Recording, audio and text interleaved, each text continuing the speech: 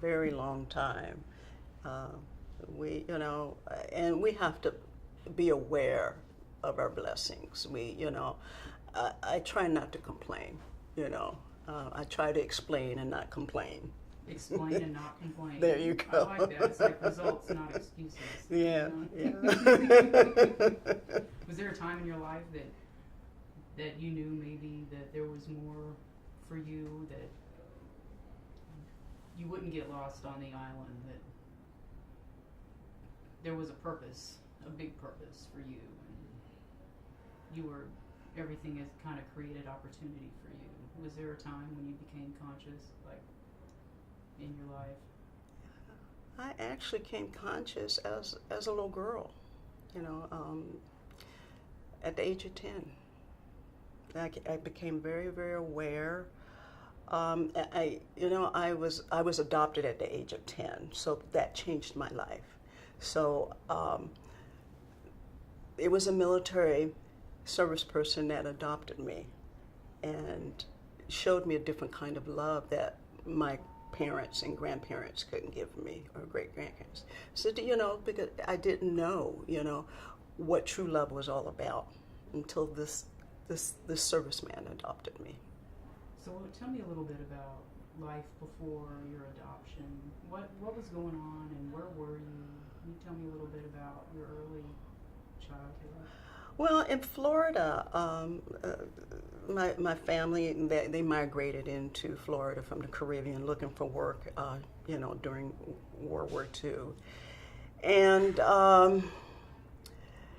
during that time, it was more about establishing a solid base for family life. We were all stuck in downtown Miami, looking for housing. And after the war, my uncles purchased property with their GI Bills. They all went into the military because that was the only work they could find. And they built their own housing community. So they planted their own fruit trees, the whole 9 yards. They created a safe atmosphere for all of us children. And with me living with my grandparents and great-grandparents, they were very, very strict on everything.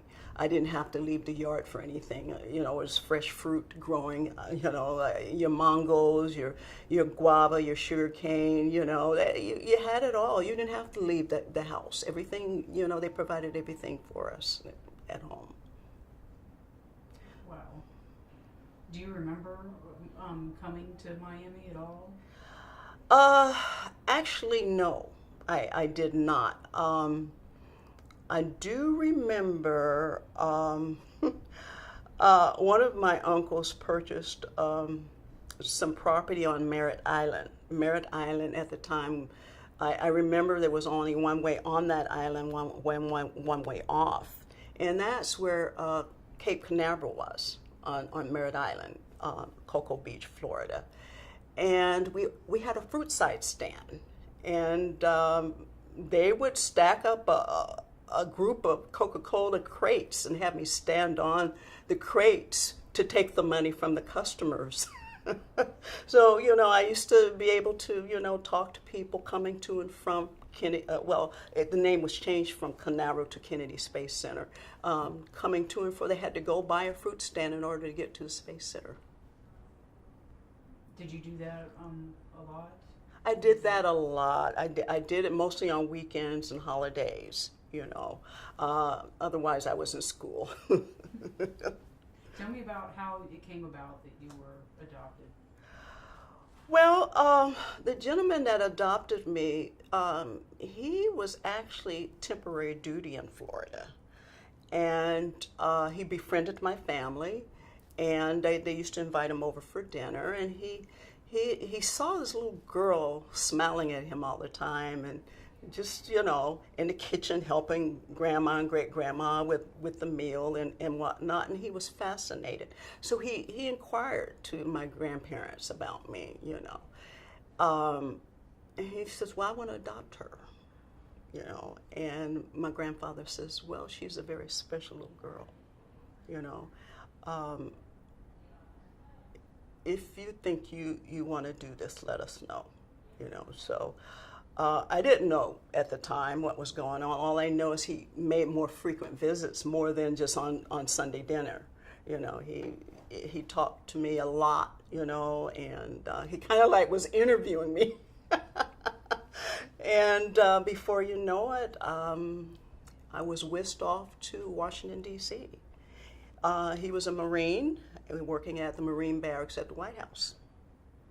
So that opened my eyes to a whole different world that I had never seen before after leaving Florida and going to D.C. And as a child, we would take these tours to Philadelphia, to see the Liberty Bell and things like that. And I kind of like that kind of planted the seeds, of what our country and our government was all about. It was something that I was living. Did you all fly or did you drive up there?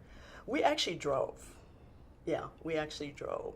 So what was that like? I mean, as a little girl and seeing new things just flash by the window. It was similar to what my grandparents did. My grandparents worked for Eastern Seaboard Railroad, and they would take the train up the coast, and every once in a while they would take me with them. So the train would go from Miami all the way up to New York. So I remember, seeing the flashing by of all the excitement and meeting new people and just, so it was like another train trip.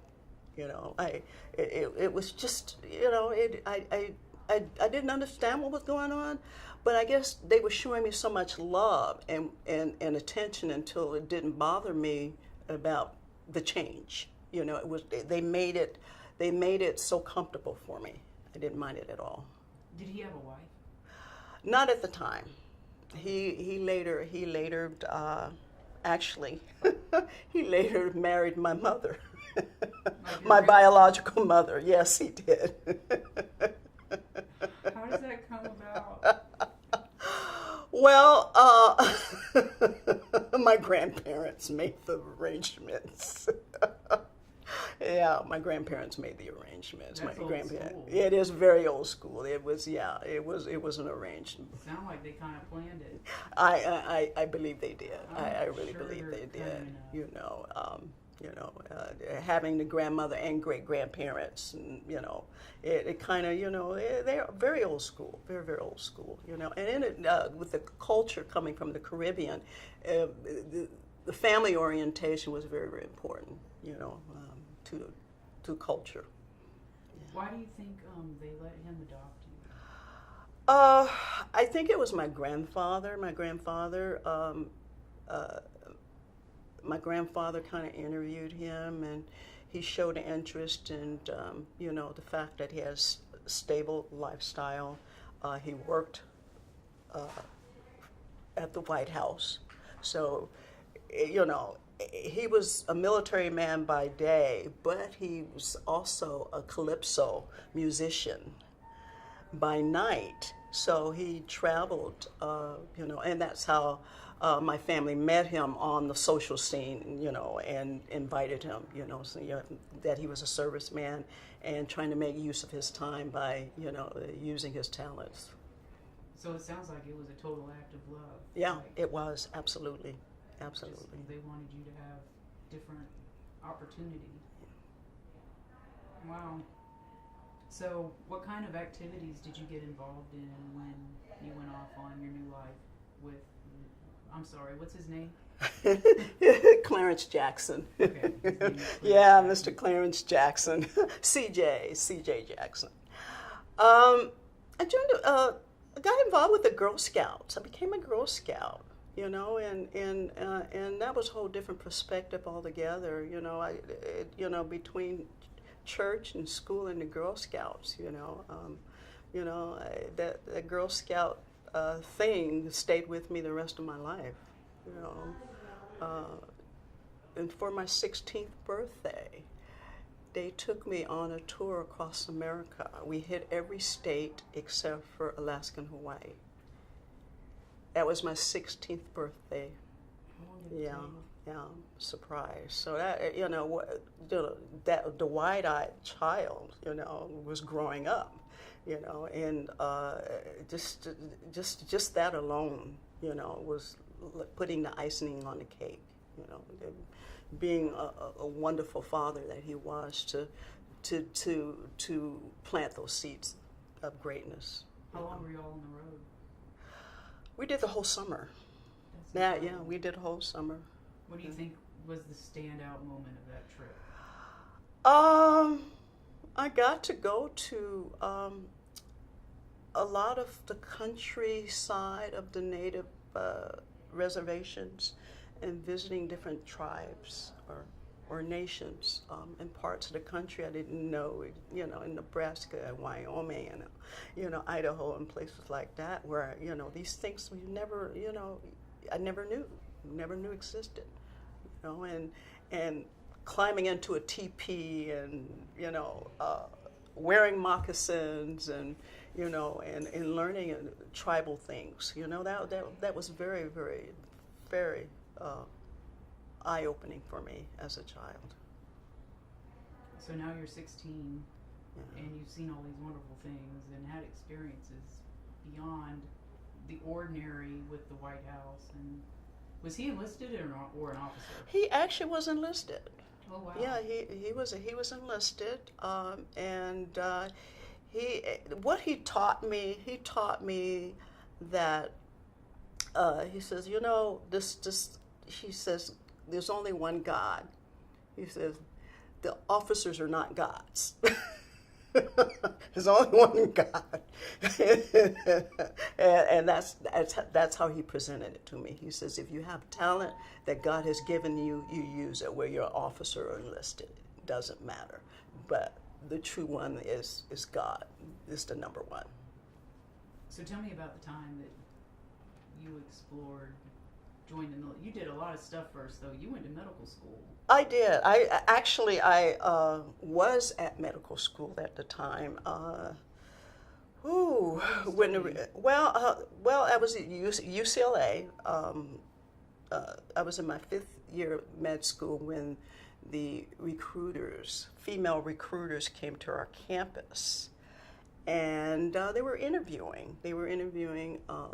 A lot of the female students, and they had a list of names, and my name was on that list. And I told my dad about this, and my dad said, well, honey, you work hard. You work very, very hard. But he said, one thing that they can't take away from you is your athletic ability. Because I was a child athlete, and when he adopted me, he was helping me to develop my skills as an athlete, with special training and all of that. And that's something that my grandfather whispered in his ear, says she's going to be another Wilma Rudolph. She has the talent. So when my grandfather put that in my father's ears, it's okay. So I'm thinking that they had me on the list because of my academics in med school, but I later found out it was for my athletic abilities. They had been watching me. So what was your event? Track and field. Did you run or jump or? Long jump. I was a sprinter. I held the record probably for quite some time because during that era, it wasn't heard of for females to be athletes, at the time. So there was really no training grounds for us or anything like that. But that's why my father kind of personally gave me the training that I needed, So it was my athletic abilities that they were after. They had been, my name was in the paper a few times, and I had a nickname, Crazy Legs Jackson. I had a nickname. So here's Crazy Legs Jackson one more time, and because I had no track team members, I trained with the guys. So when we went on track meets, I was just almost like, competing like a one-woman team. So that kind of gave me more agility in being trained like the guys. You know, I didn't know any different. You know, I played field hockey. Who plays field hockey, right? And now field hockey is an Olympic sport. Yeah. So, I'm just catching that too. Oh, I'm sorry. you know, so yeah. No, field hockey's a great sport. Yeah, it is a great And sport. I think that when that ball takes air and hits some girl in the eye, I mean, a lot of them, all they're wearing now is mouth guards. I know. We were geared up. We had protection gear back then. And when I watched the Olympics, I'm like, what? Yeah. You know, there's no protection. You're They're absolutely just out right. there just, okay, lady. No, that's all good. So did you compete at UCLA? Yes, I did. Yes, I did. That. Can we scoot that way a little? Okay. Yeah, How's that's that? good. Is that Okay. better? Yeah, I did. I did my training. I didn't compete because they didn't have a women's track team. So when the men were competing and they were competing against schools who had a women's track team, I would represent UCLA, you know, the college, because, you know. But my father, he did later on help create the GAA, Girls Athletic Association, and then following that, we eventually started building, you know, women's track teams and so on and so forth. So, you know, I you know, that was tough. That was tough trying to, you know, a lot of pressure on a young lady. But yeah, that's got to be Yeah. work. All right, so you're working out with the men. Yeah, All right, yeah. come on. Was it hard? I had some muscle tone. So you held your own. Yeah, I did. I Were had they the impressed with you? Yeah, well, you know, they asked, well, okay, you know, so, they kind of helped me out. You know, they razzed me a little bit, but they kind of helped me out. You know, they kind of helped me out. You know, my dad, I said, well, my dad's gonna get you. When I said that, they kind of like, okay, we know who your dad is. We'll leave you alone. Well, that's good at least. Yeah. So when these recruiters came to campus, how did they approach you? They just, they were set up in a cafeteria, and I guess they had contacted the campus and gave a list. And most of us on that list were in med school. I guess it was a dual purpose. I found out later on it was a dual purpose. And when I told my dad, he said, honey, if you want to do this, let me know, and I'll make sure you will continue your athletic training throughout your service career. I'll make sure of that, because you work too hard to get where you are, to give up on that. So, it's up to you. It's up to you. And I guess it was maybe, not quite a year, maybe 9 months up the road, where they sent a bus to campus to pick us up and take us to the MEPS, to the Military Processing Center. What was going on culturally at this time? Ooh, well, that was 1963. JFK was president. JFK was president. CIA was just established. Yeah, CIA was just established. The Beatles invaded America. And Dr. Martin Luther King, did his I Have a Dream speech. Well, it was a lot going on at that time. President Kennedy established a presidential commission on the status of women, and he appointed Eleanor Roosevelt as the commission president, and she was 79 at the time when he appointed her. And I thought that was pretty cool. They established the Bureau of Women, and the things were happening. It was civil rights movement, civil rights movement for women and minorities. So there was a lot in the air. And then Governor George Wallace of Alabama at the time declared segregation for the whole state of Alabama. You know, so a lot of stuff, a lot of things were being stirred up at the time.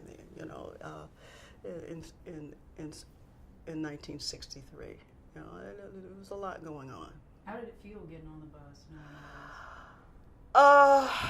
Well, I'm thinking I'm going to travel to see the world. That was in my mind. That was, you know, my mind was in the clouds. You know. Vietnam War was going on at the time, and that was not in my mind. That was the possibility, you know, because we were kind of not really involved as med students because, you know, we're studying, you know, so, you know, it just didn't occur, you know, that was why we were being recruited, because they needed women. So they didn't disclose any of that. No, they. So how did they sell this? What did they say? They didn't. They you know, they told us that they'll train us. We'll get additional education. We'll get all our meals, housing, clothing, allowance. We didn't need anything, and all we had to do is you know, study in our professions. Now, they did say that we'll be trained in several different specialties. You know, they would train us in a war skills specialty, a primary specialty, a secondary specialty, and a tertiary specialty. And so the concentration was, you know, train. You know, I guess the reality, I just went with the flow. It just didn't occur to me. It really didn't. You know, I had worked hard all my life. You know, so I had good work ethics, and I said, well, this is just one more chapter. You know, of me being able to go and travel and meet new people and do new things, and, you know, and grow, and also be able to continue my military training wherever I can go. Where did the bus go, and how many women were with you? It was the MEP station was, I think it was downtown Los Angeles. It was 33 women on that bus. 33 women on that bus. And on the way back, I'm hearing conversations from the other women, and I'm like, wow, I was astonished what I'm overhearing. And it was I kind of was a little bit uncomfortable. And I said, well, I better not say anything. Because the conversation was, none of them were able to pass the military processing and the physical fitness. And you know, they were rejected to go into the military. And I'm sitting there thinking, well, I'm the only one that made it. And I was the only woman of color on the bus. So and during that time, you know, I'm sliding down in my seat and like, ooh, if these women found out, you know, I don't know, I will not, you know, I just didn't say anything, you know, I didn't think it was my place to say anything, you know. I obviously there was a plan, it was God's plan, not mine, you know. It kind of bothered me, you know, it did. Did they let you finish your education before? Well, they offered to help me finish my education, you know, because of all the other additional training in other career fields. Most of us were, you know, at the time, women were only allowed either doctors, nurses, or administrators. They weren't allowed any other positions, even though they did more other positions. They weren't just labeled those titles or given those titles, even though we did other things, you know. Yeah. So I don't know, it was just one of those things. So it was the women's wing of the Air Force, right, that you first signed on with? Yeah, it was Women's Air Force, WAFs, we were called WAFs, the Women's Air Force. And of course, the other branches, the unusual thing was that the other women in the military forces were actually reservists. They only called them up in time of emergency situations, whereas the WAF and the WACs, they were actually fully enlisted, or even though they were officers, they were called enlistees. They didn't distinguish anything different like they do today. So was there a rank associated with it, or were you just a member? There was a rank associated. We call the WAF squadron or the WAF unit. Living quarters was our headquarters. We did everything there. We ate and slept, and our assignments were given to us from the what we call WAF unit. We did have a commander, and the commanders was a captain, and then we had what we call the first sergeant. We had the first sergeant who was what we call the barracks sergeant.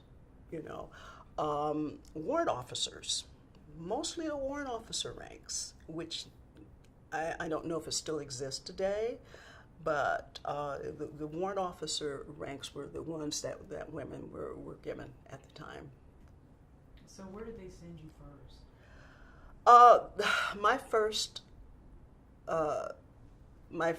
My first assignment was 99th Combat Support Hospital in Westover Air Force Base, Springfield, Massachusetts. And it was kind of different for me because all the men are at war, and they're waking us up and telling us that we had snow removal detail, and we had to go jump in the snow removal trucks and plow the city, And I'm like, don't I have to have some training on the snow removal truck to know how to, they just point, well, you're gonna have to learn. Just don't crash into anything. I'm like, so for me, I said, did I sign up for this? Snow removal detail. My gosh, That's far from medical anything. Absolutely. But this is the kind of things that we women did. We actually ran the bases and supported the cities. It was all so real to me, and I'm like, wow, okay, they depended on us. The cities actually depended on us because all the men were at war. So it was almost like a mirror of World War II when the women had a tremendous responsibility. Yeah. Mm-hmm. It's just a different time. A different time, yeah. But it's always logistics and support, and how important is that? Oh my goodness. Of course, if the men in the city were out to war, and nothing would move in the city. If they didn't, my gosh, kids couldn't go to school, people couldn't go to work. It was a lot of pressure on us to keep things going. Did there come a time where you got the word that you were going overseas? Well, they were rotating. They were rotating women at the Combat Support Hospital. They were rotating women, and I didn't know when my time was going to come, but it did. It eventually came, and that first deployment was to Thailand, Korat Air Base in Thailand. That's where the combat hospital was in Thailand, and being a neutral country, being in Southeast Asia,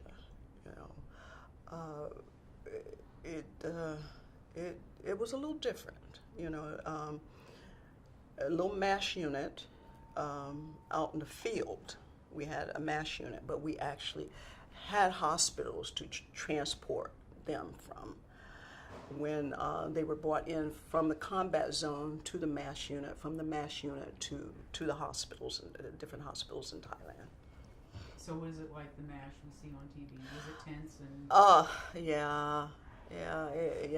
Yeah, absolutely, absolutely. it just didn't seem very sterile. You're out in the field, you're in the dirt. How do how do you keep things clean? How do it was, oh, yeah. What did you do? We actually, we would take turns rotating when there was a call for us to take the medevac to go into the combat zone to actually pick up the wounded, pick up the dying and the dead. So we took turns on the flights to and from. So it was always about 12-hour shifts. So whatever happened on your 12 hours, you just had to do that. But I actually did a lot of bagging. When I say bagging and tagging, you know what I mean. That's probably. I had the heart for it, but not the stomach. I kind of left the medical field after Vietnam, and it was it was a bit much. It was a bit much, It's something you never get out of your head. The things that you see, you hear, you smell, and things trigger that. Things trigger that. So it's, I did. All of that medical training that I had, I kind of walked away from it after Vietnam. How many times did you rotate in and out of Southeast Asia? I was actually there a year and 2 months, only because of the hospital duty, hospital duties. And a lot of the women were disappearing, and I didn't quite understand. So what, we were shrinking in numbers. And I later found out that a lot of them had gotten raped, and gotten pregnant. And during that era, women, you were either put on an abortion list or you were discharged. And a lot of women disappeared because they didn't want to be placed on an abortion list. Was it hostile for women in the military? What was it like being a woman? Well, the kind of training we got,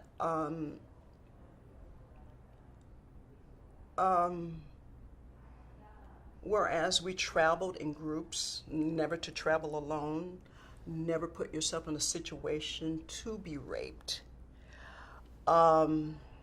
The rapes and assaults that happened were setups. They were set up by groups of men, not by one or two, but groups of men that orchestrated these things. And so we had to be more aware of our surroundings and be watchful. We had to watch behind our backs. We had to pay attention to what was going on, so we would not subject ourselves to being set up. So that, that's wartime, but a lot of women didn't survive that. So how did it come about that you came? What happened when you came home? What was it like when you got home from Vietnam, Thailand? Well,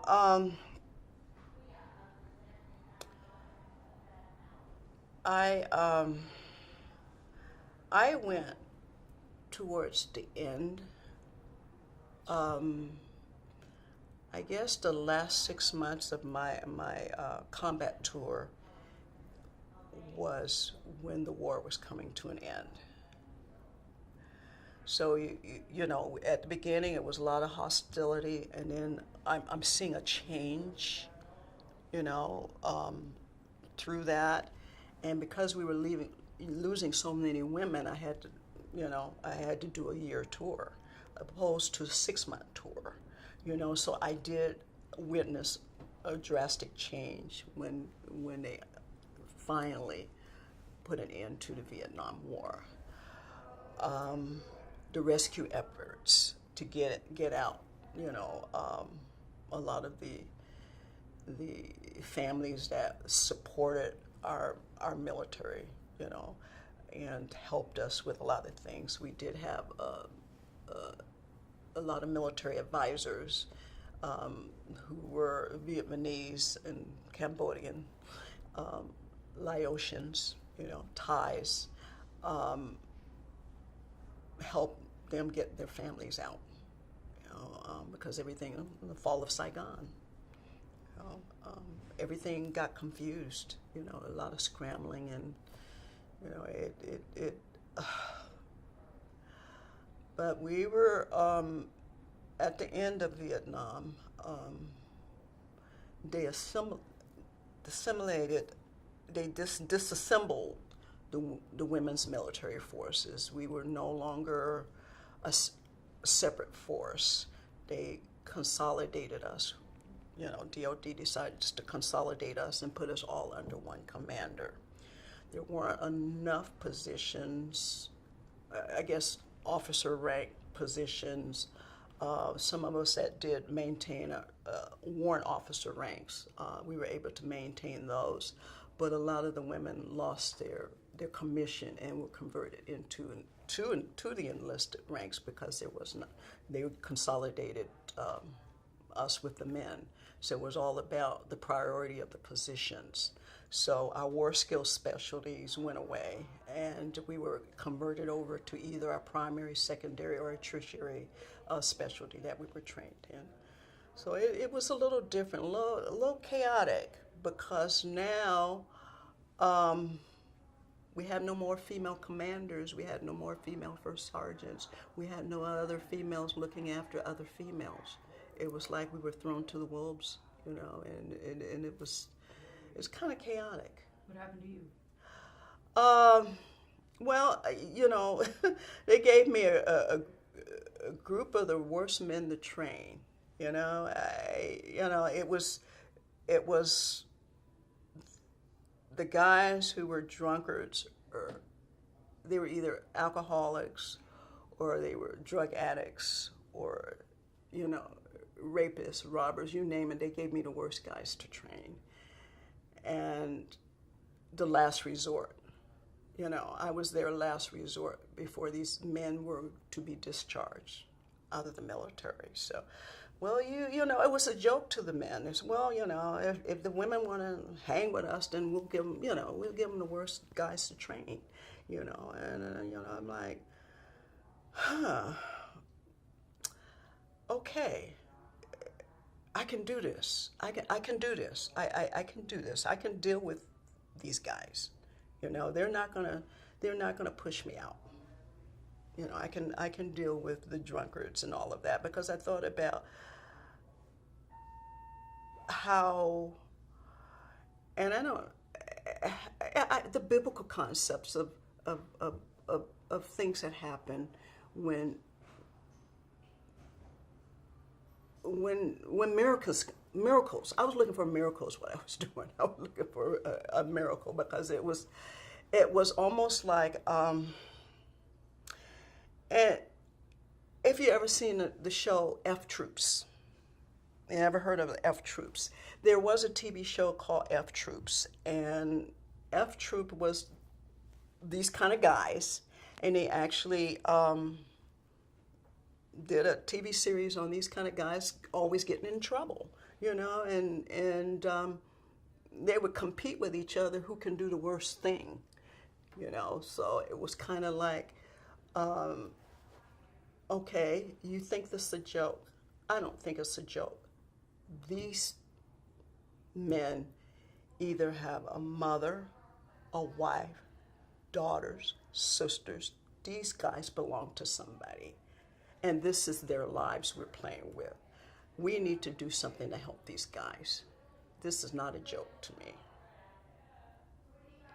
So that was a little different for me to deal with that kind of, you know, mentality. Well, I think they were kind of forcing me, hoping that I would quit and leave the military, you know, because a lot of the women were doing that.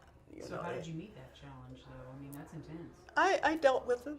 I dealt with the guys, you know, and I was pretty rough around the edges. I was pretty rough around the edges, you know. You know, you know, you know, I had to, and I did. I made my guys go to church every Sunday. You know, you know, it was mandatory. It was mandatory. You know, you know, let's try this a different way. You know, so to make a long story short, when these guys found out I was leaving the military, they actually said, "You got to take us with you." He says, "No one else is going to put up with our crap the way you did.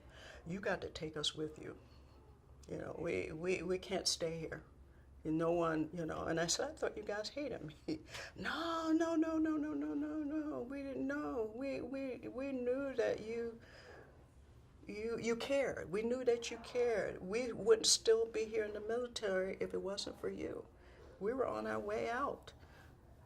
We were on our way out when you know, you stuck by us. You know, and you told us the truth. You didn't play with us. You did what it needed to do to you know, help us, you know, have a career.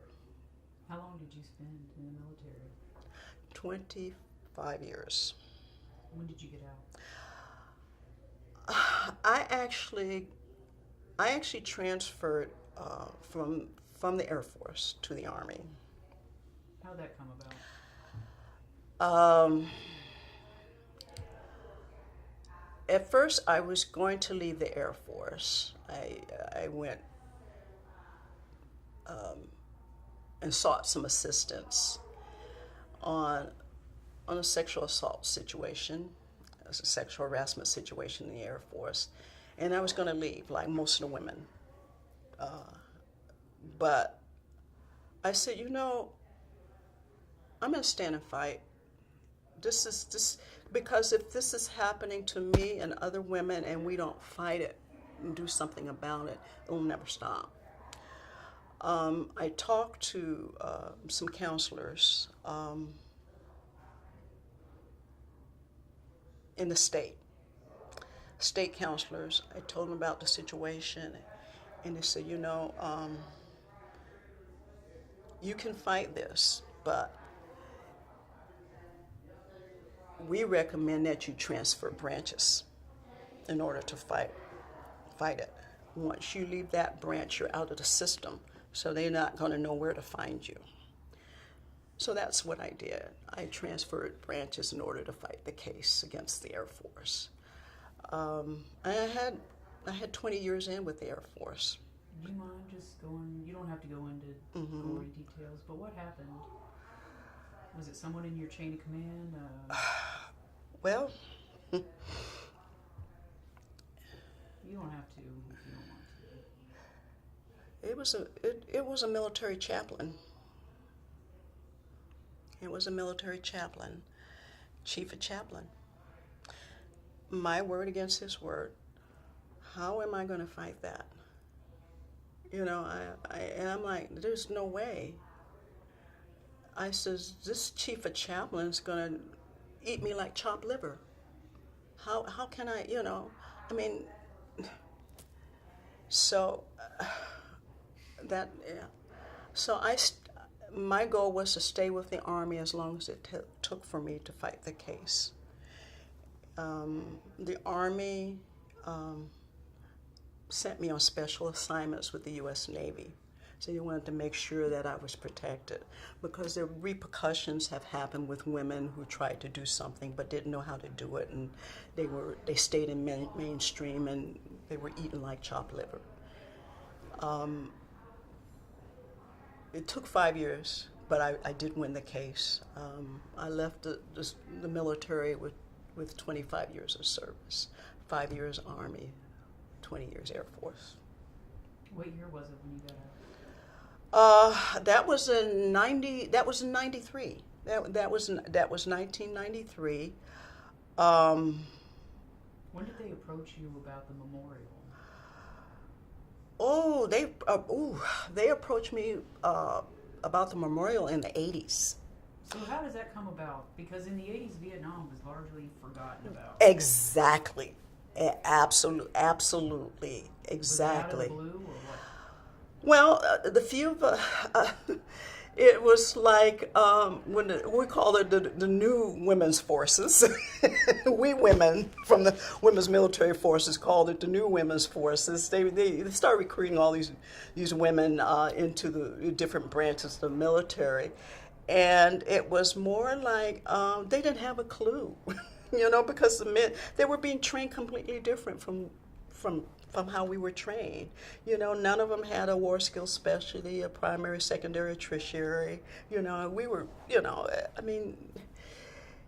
so this new elite women's force that they started recruiting in, it was kind of like, it just, wow, it just made it so different.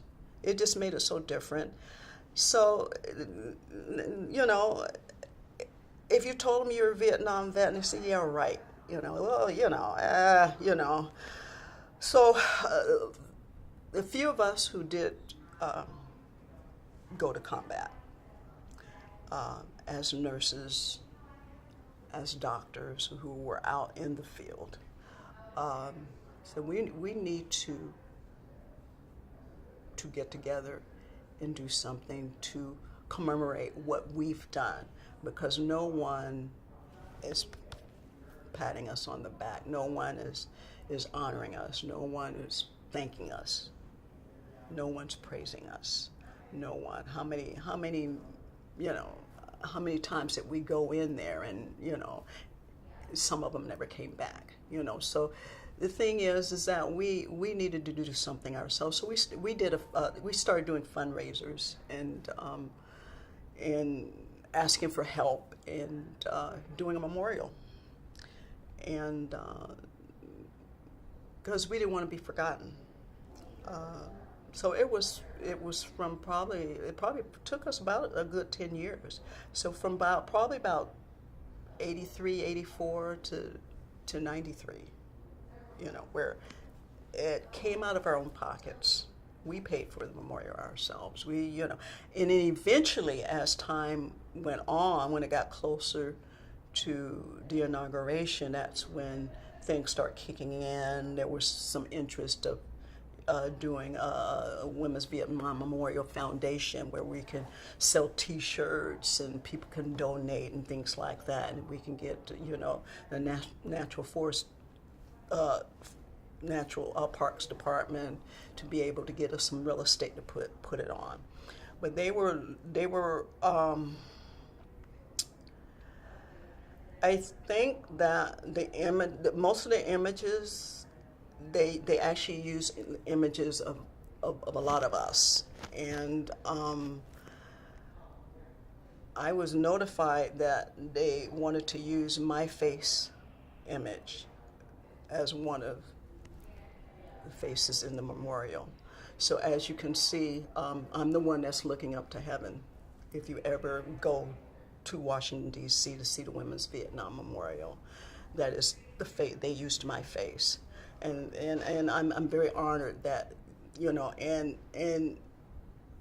they decided to do that because of the fight I put up with trying to do something about the problems with sexual assault, sexual harassment against women in the military. And I stood firm. I fought my case and set precedents for other women to be able to fight their own case. Stay with the military, change branches, protect yourself while you fight that case, whatever it is. Don't shrink from it, because they, if you try to fight it in front of them, they'll eat you alive, because you're only one person.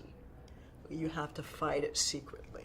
It's a secret thing that I had to do in order to help others in the future. So I think that's one of the reasons why they used my facial image for the Women's Vietnam Memorial because of the fight I put up with in dealing with that situation. So you witnessed Pass for one. Go ahead. Just forces into the regular military. So toward the end of your career, before you got out, did you have the opportunity to maybe mentor some of these women that were coming up, the elite group, as you say? I actually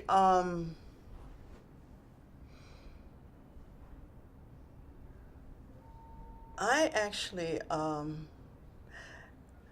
ended up I actually, how can I put this, mentored the gay men. I mean, it's like they had been watching me, and I didn't know that, and of course, you look at stuff from a distance, you don't say anything, This is way before Don't Ask, Don't Tell. This is mainstream. So the mainstream thing is that they would sit down and talk to me, and I'm wondering what's going on. They said, well, we can talk to you. We can't talk to anybody else. So I actually mentored gay men in the military. And I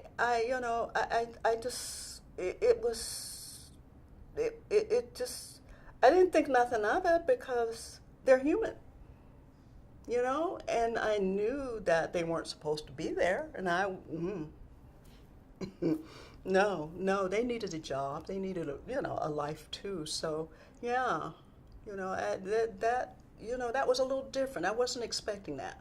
I was expecting to mentor women, and I ended up,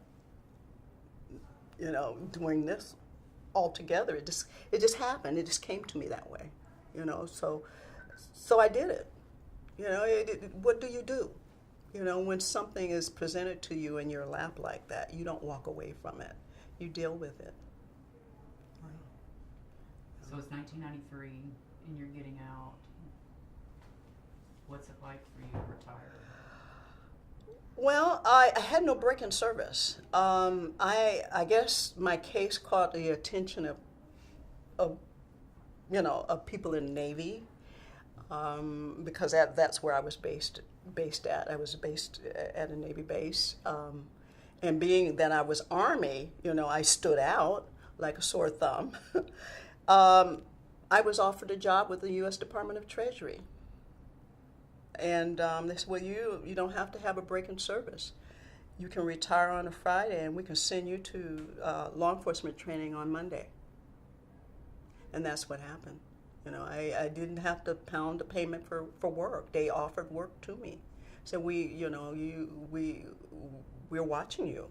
We think that you have the character to be a good law enforcement officer. So what was your new job? I was a Department of Treasury, U.S. Customs. Yeah. Flexi Federal Law Enforcement Training Academy is in Glencoe, Georgia. And when I got the notification of the inaugural ceremony in Washington, D.C., I was going through training at the time. And I asked if I could leave, and they said, if you leave, you'll never come back. You'll lose your position. So I didn't get a chance to go to the inauguration because I was in training at the time. So what would you say? I don't even know what did you do? I don't know what that job is. So what does the Treasury do? Were you looking for? I guess Secret Service does counterfeit bills.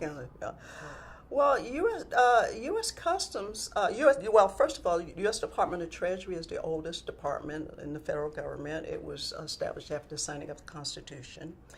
And U.S. Marshals was the first law enforcement agency, and U.S. Customs was the second law enforcement agency established after signing of the Constitution.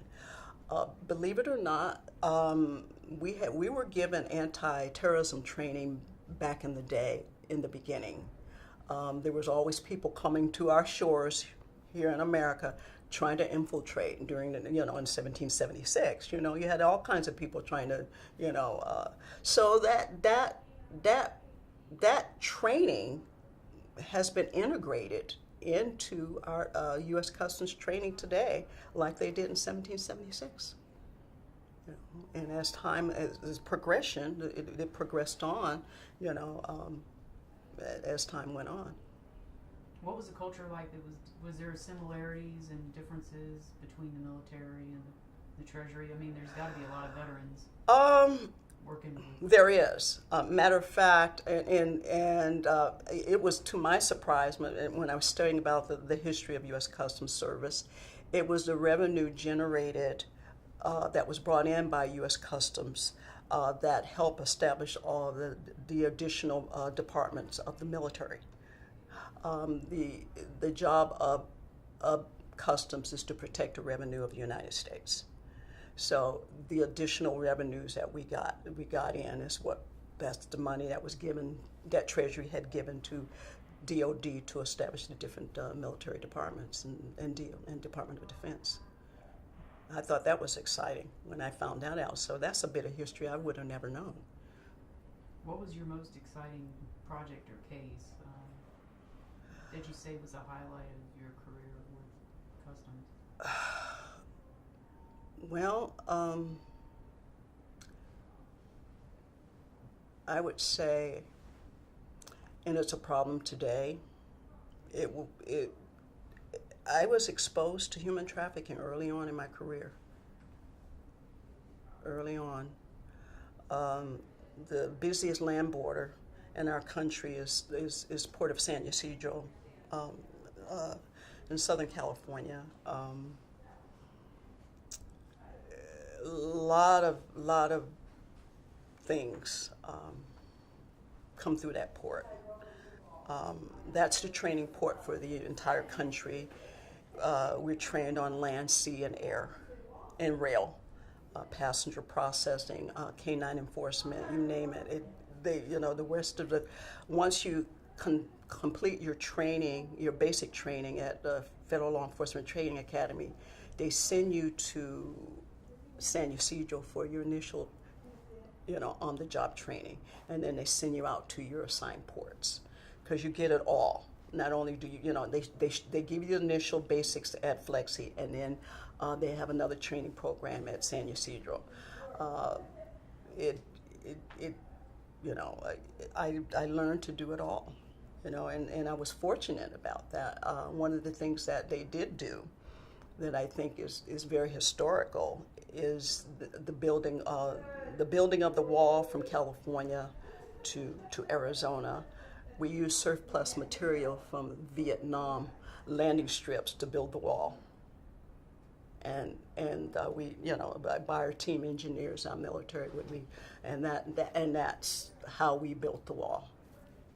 And it was all ex-military that did that along that border. I didn't realize any of that. Most people don't, and then team engineering in building that wall is when we discovered the first underground tunnel from Mexico, that it caved in. So that was the first site of that, and that was, so we rotated engineering teams across the country to do the project. How do you get that kind of intelligence? Military stick together. It was the camaraderie of different military forces, all branches of the military, kicking in and doing this, and trying to keep our border safe. How long did you work down on the border? I had worked on the border 13 years. 13 years. What happened when you finally retired? Well, actually, my position was converted to Homeland Security after 9/11. Would you say, I'm just curious, when you first started your work down on the border, do you think it changed after 9/11? Did it ramp up? Did it stay the same? Our mission changed. our mission changed to looking for weapons of mass destruction. We were no longer looking for human trafficking. We were no longer looking for drugs. We were no longer, it changed tremendously. U.S. Customs had been around since 1776. Those jobs are no longer available. They're gone since the signing of our Constitution. It left a hole. It left a hole in our entire country because there's nobody else there to watch the finances, for Treasury. U.S. Customs has always been there. And with that hole gone, our banking institution is suffering because U.S. Customs, our agents, money laundering, you named it, we followed the money worldwide. And now with those jobs gone, it really has affected our economy, and people don't realize that. What I didn't realize about Houston in the human trafficking aspect is that they estimate on average as you drive to work, you pass on average about 4 businesses that are really fronts for these human trafficking operations, and they say it's because of the Port of Houston and being so close to I-10, and it's like a combination. It's the perfect storm of opportunity, and this is. Well, the demographics of Houston, we're center. You got the Atlantic to the east, the Pacific to the west, the Gulf to the south, and then you got Canada to the north. They're centrally located. I mean, Houston has the largest sea border in our country. I don't know if you guys knew that or not. Yeah, you got a lot of sea traffic coming in from the Atlantic, the Gulf, and the Pacific. So it is the largest. So when we talk about these Connex boxes or these tankers that come in, a lot of them can get into the port without being examined. They can sneak in and sneak out 24/7. So we don't know what's in those tankers, and it's obviously that they're being used to transport humans. And in a lot of instances, there's clever ways that they've learned to do these things while we were looking for weapons of mass destruction. They were increasing in human trafficking and drug trafficking and weapons. Off the record, did you ever find any weapons of mass destruction? Well, not in our country. We found them in other countries. Homeland Security did go international. So yeah, and that's because we were invited from the other countries to come help secure their borders in other countries. How'd you end up? Well, while this is going on, you've got a family. Yeah, somewhere. Tell me a little bit about your family life, about your husband and your kids. Did you meet him in the military, or was he afterward? Or? I actually I met my husband when I was assigned to NATO. I met him overseas. That was my first overseas position after Vietnam. I was given NATO. Went to work with NATO, and that's where I met my husband overseas. And my husband died overseas. So he's still buried. I didn't,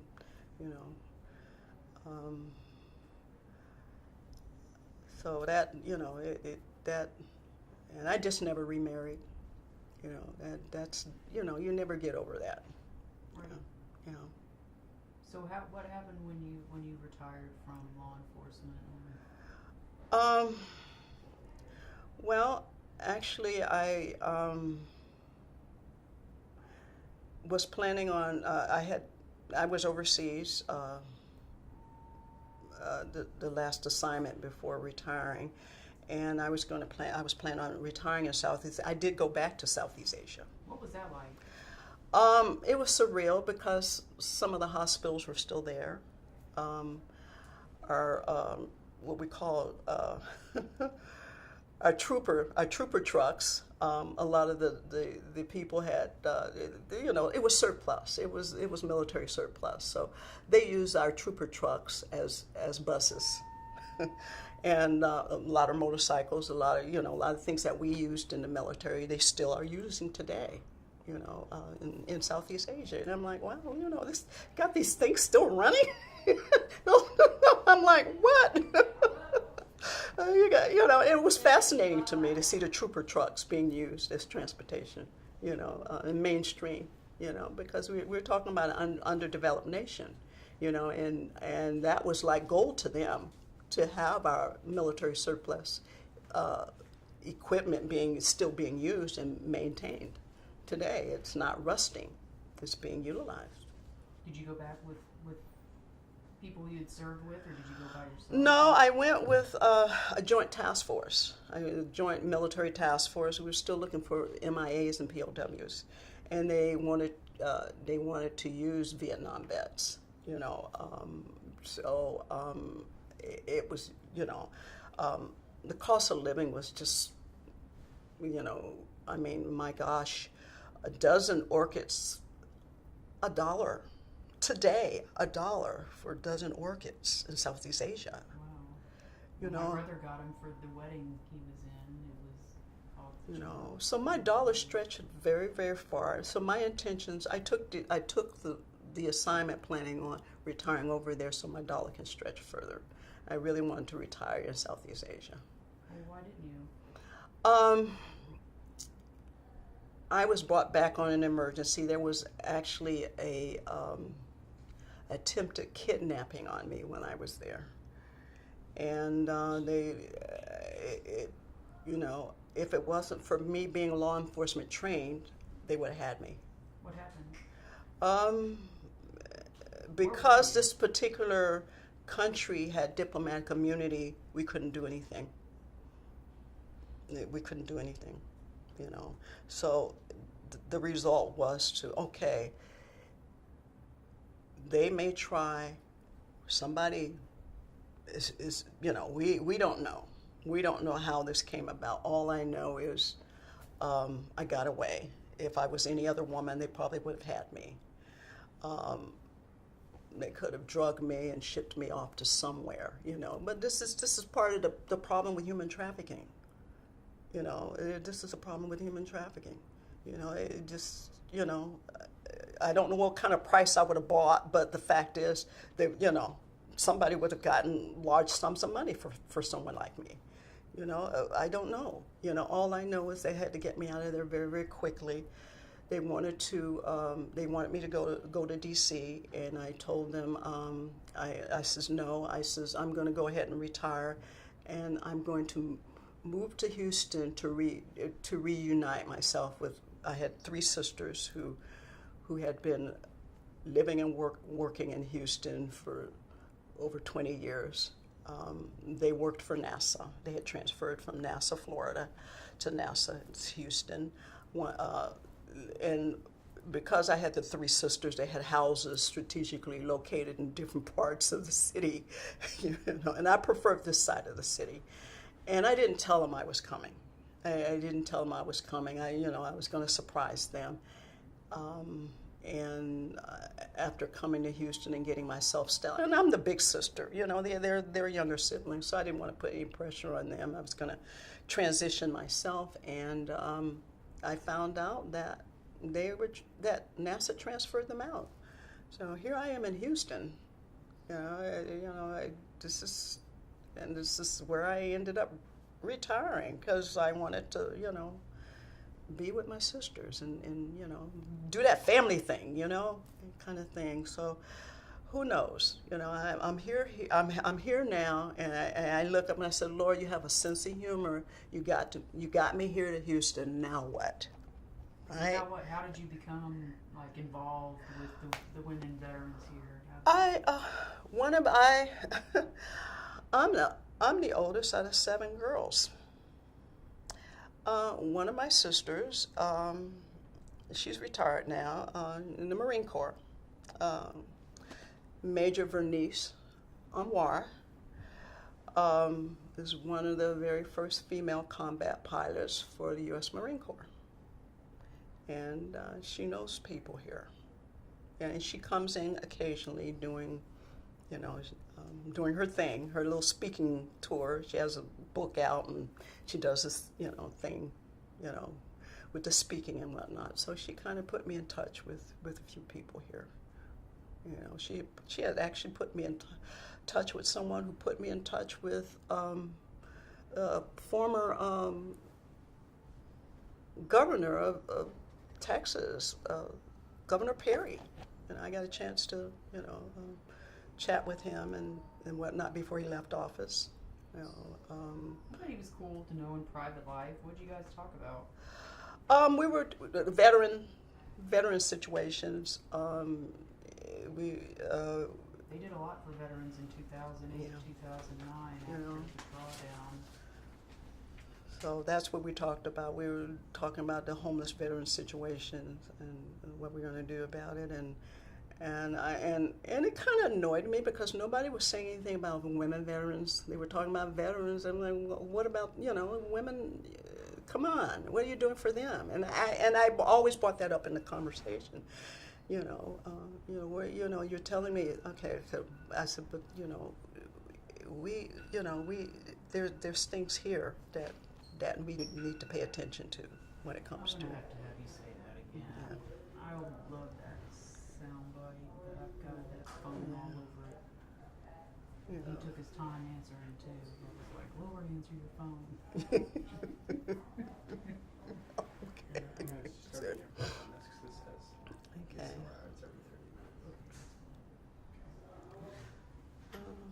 What did you and Governor Perry talk about?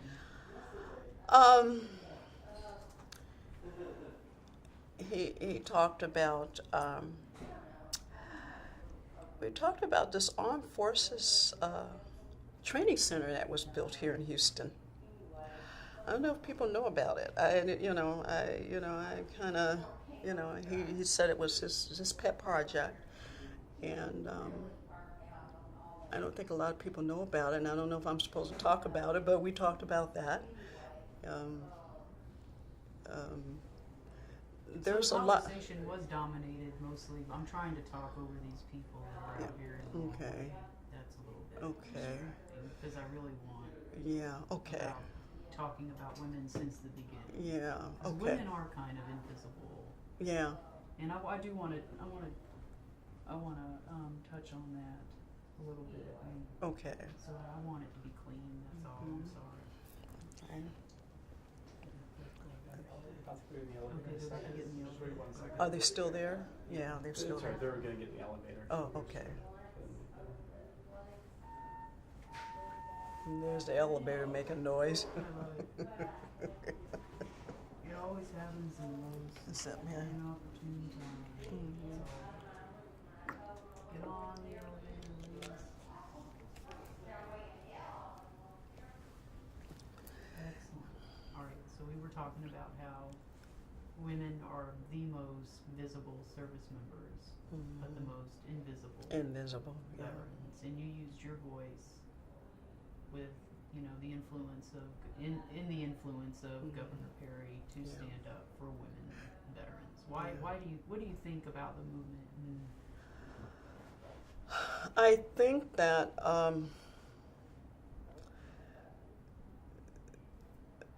we need to unite to make us strong. When we talk about the Time's Up movement or Me Too movement, the female veteran still is not heard. Hey, we're part of that Me Too and Time's Up. And we need to let the other women movements know that you're leaving us out.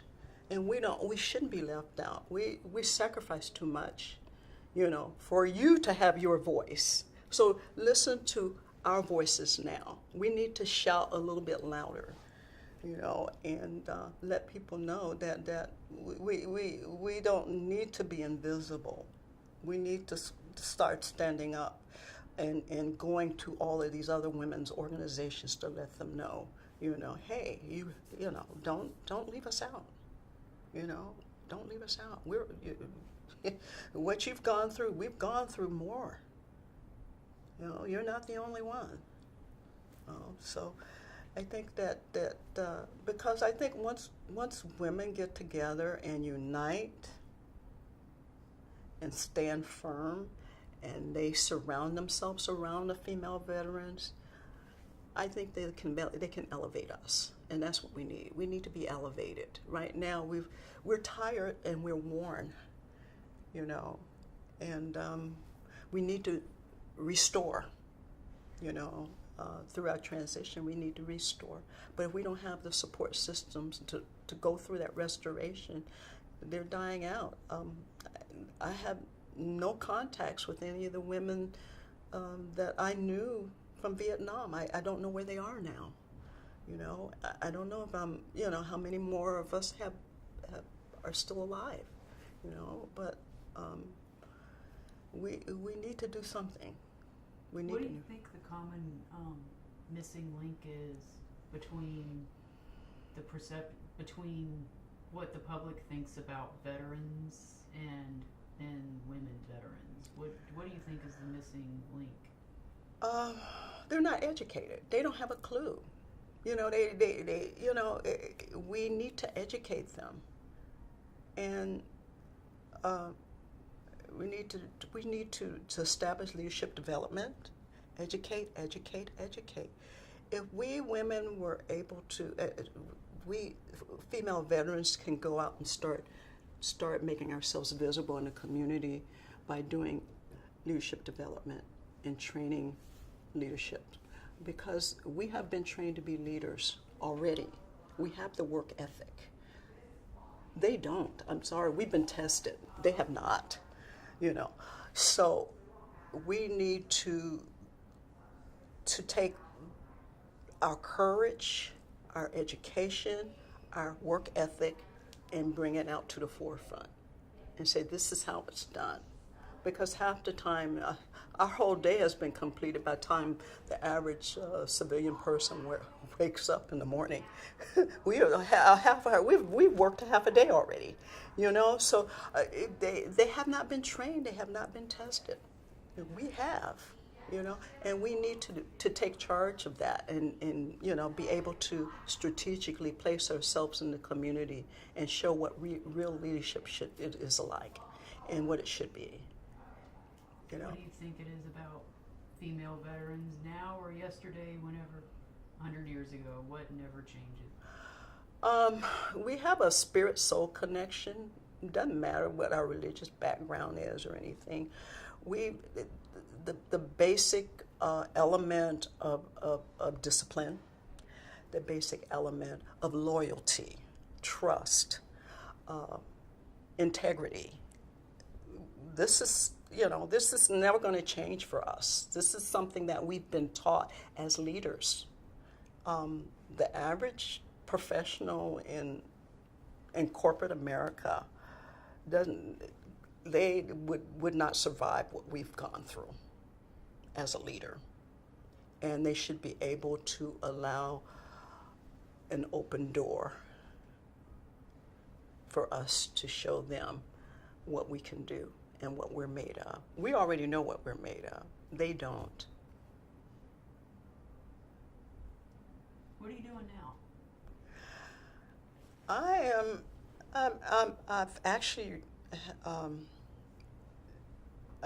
I've written a leadership development program that I would love to have female veterans take out into their communities and teach these concepts, and just take the bull by the horn and being able to teach the community what true leaders really look like. We've been invisible too long. So between the leadership development program that I have written, and I'm in the middle of writing 4 other books right now, that is my therapy. I think just to be able to, there's a power in paper and pen. And I guess I've gone from, I guess I'm an author. I guess that's a title to give them today, an author.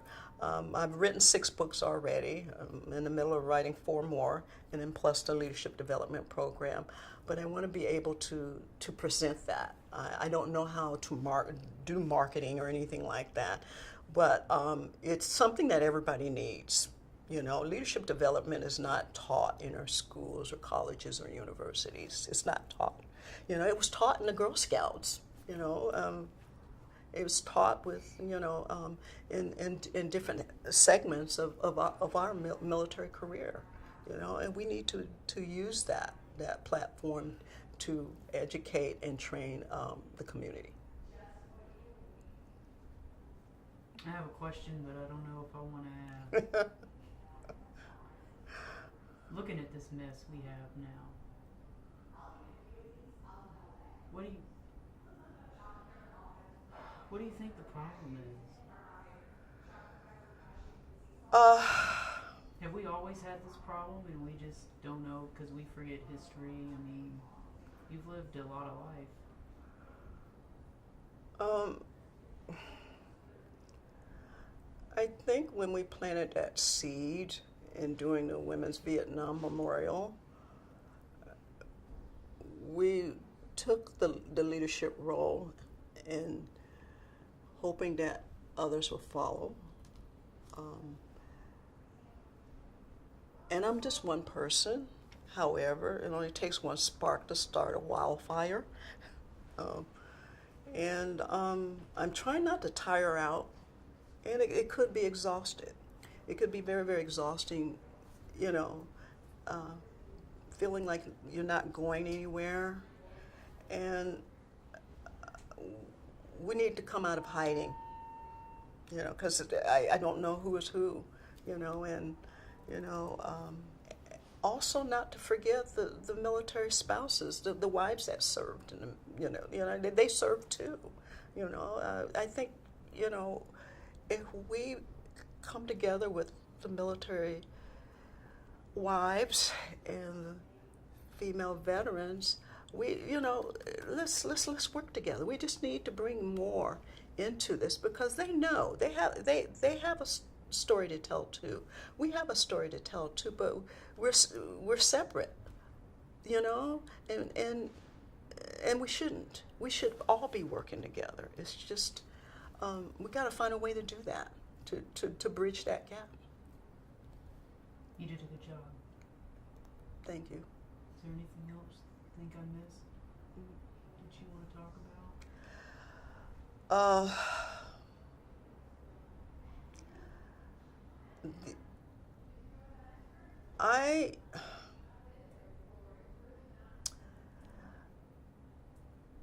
I just want to see more community involvement in helping with the homelessness among veterans, female veterans. That is a huge problem that no one ever talks about. Yeah, and we need to do something about that.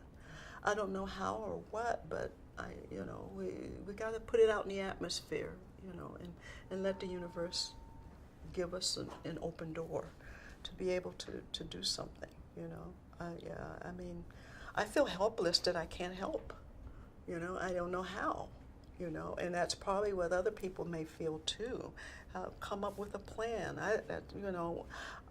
My beginning was to, be able to give a female veteran a job by having them become an instructor and teaching leadership development and planting the seeds. That was my contribution. That's the only thing I could think of. I just want somebody to be able to pass the baton to someone else for them to run with it. I've written the curriculum, You know, all someone has to do is implement it.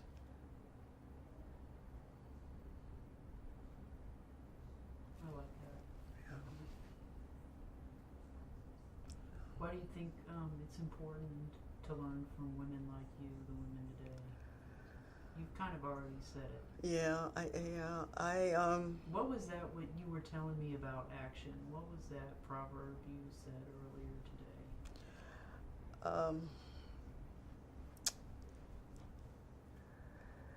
Action not, I've already forgotten. I always say things, work smarter, not harder. I like to complain, but instead, I don't complain, I explain.